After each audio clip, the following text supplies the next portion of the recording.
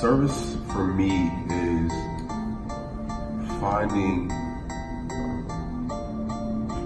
within your work every single day, within every single thing that you do,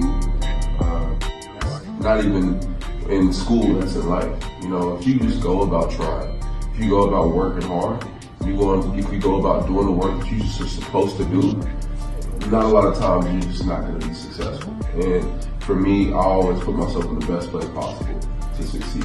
And you know, I made pretty good grades because of it. Regardless. What was your life?